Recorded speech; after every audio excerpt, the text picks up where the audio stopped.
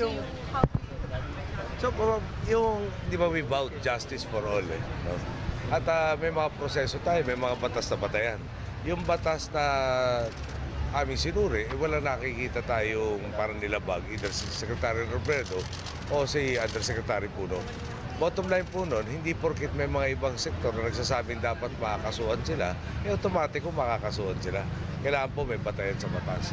At sa review nga ho nung ating Chief Legal Counsel, na ating Executive Secretary, wala nakitang batas na tumutukoy na nilabag nila. So kailangan naman may fairness. Hindi porkit sabihin natin feel ng ilang mga tao, kailangan mangyari na. So kailangan naman kung may justice for all, kasama po sila sa all.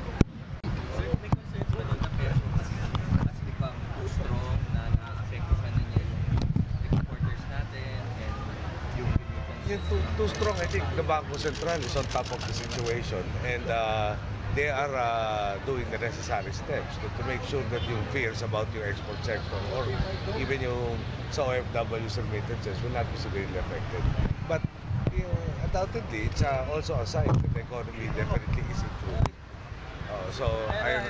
Siguro yung inflation is also another figure na hindi natin worry. Wala nag-overreach sa economy. Again, I guess we are in quite an ideal situation where there is growth, inflation is moderate and controlled, and also the peso's value is not subject to very wide fluctuations. How they can surpass yung government budget? Tingnan po muna natin. No, I've yet to see the reports from NEDA amongst others. No? Masusurpass ba? We hope so. No? Like I said, I'd like to highlight, I went to Isabela quite recently. Tapos the first time I ever went into that area, marami yung tinatawag natin idle lands. And what is really promising for me is the fact that they set up that very huge corn processing facility. There's a component that's the biggest in Asia, and it is just the harbinger of others that are coming into that area. So it's one of the more remote areas of the country, pero you can already see that the farmers and those that will process their output, increase the value, are already putting their money where their mouths are. So sana tuloy-tuloy natin ito para papakita natin not only in Isabela but in a lot of other areas of the country that so far have not experienced the development that we need. Last question.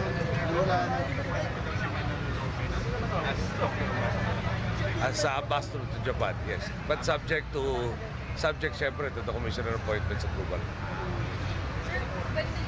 He's one of 5, no? One of 5. We've retained Baby Puyat Reyes in Argentina yata, if I'm not mistaken. We've retained Mercy Tuason in the Vatican. At hindi ko na malala yung others.